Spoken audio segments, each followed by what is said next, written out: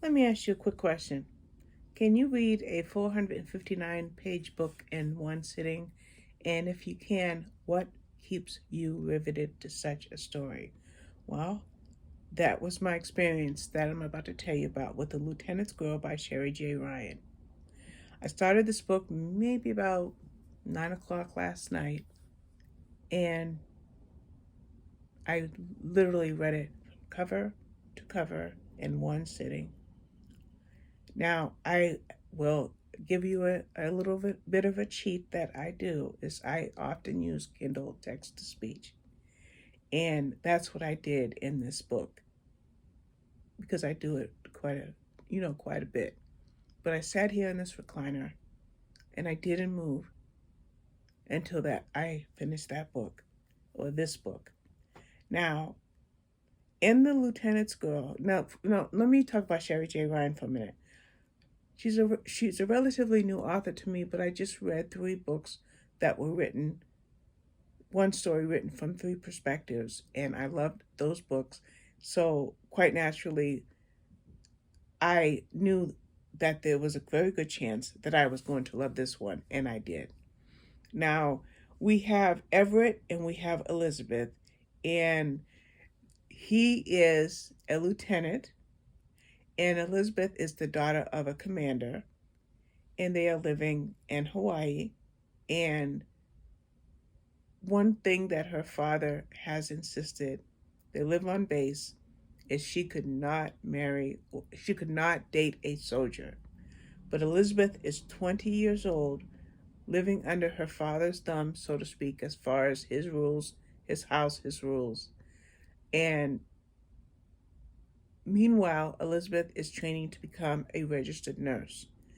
And in her training, she's working with soldiers at the military hospital, I would assume, because it's on base. And she comes upon a lieutenant, and his name is Everett. And at first glance, she's in awe because he's a Hollywood actor, but now he's in the military. Now, he likes her and asks her out. And she's like, I can't. And it's not that she didn't like Everett, it's that she knew how strict her father was and the rules that her father had. Well, despite the rules, despite her father's strictness, at some point Elizabeth agrees to go out with Everett. She does so secretly. She doesn't, she, what's the word I'm looking for? Sneakily, she starts her relationship with Everett. Okay, now, fast forward to 1941 in December, early in the morning, and her and Everett are walking. I believe they're by the beach.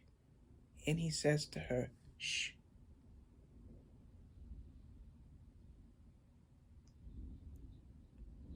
get in the car, get in the car, get in the car right now. Well, what's happening? Well, let me tell you, not only am I doing Kindle text to speech, okay, I am doing the robotic voice because it's text to speech, it's not an audiobook with a narrator. But what happens is they are about to experience the attack on Pearl Harbor in 1941.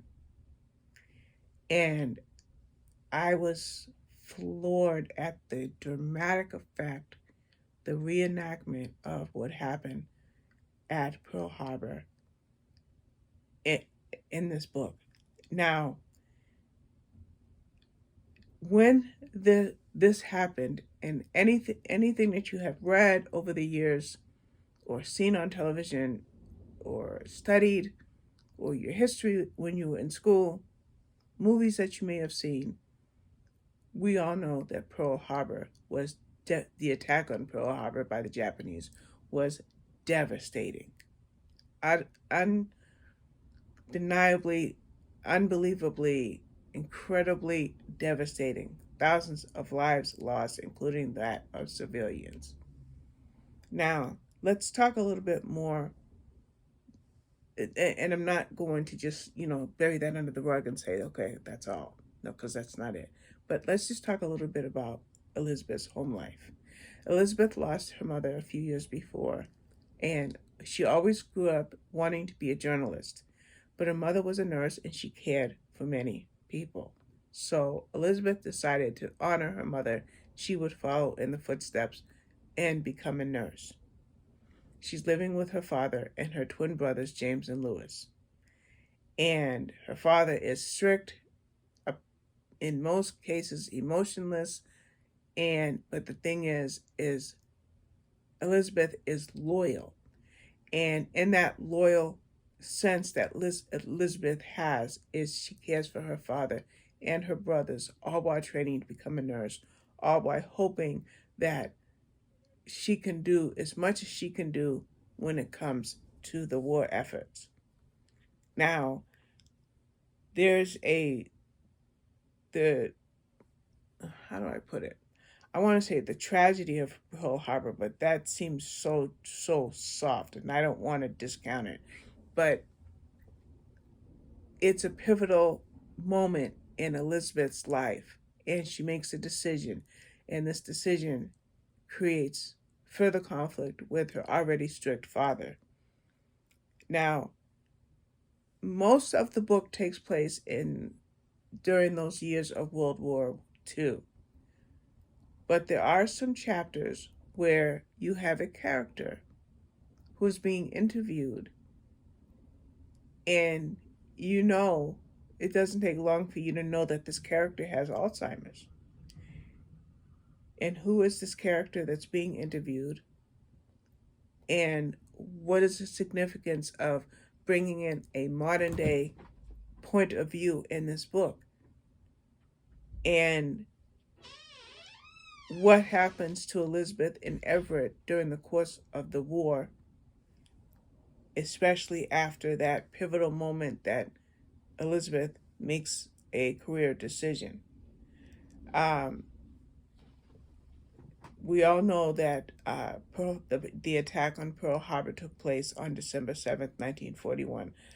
Uh, I should say, I don't want to say we all know because this is generations change over the years, but anybody that knows anything about history knows that that's the date of the Pearl Harbor attack.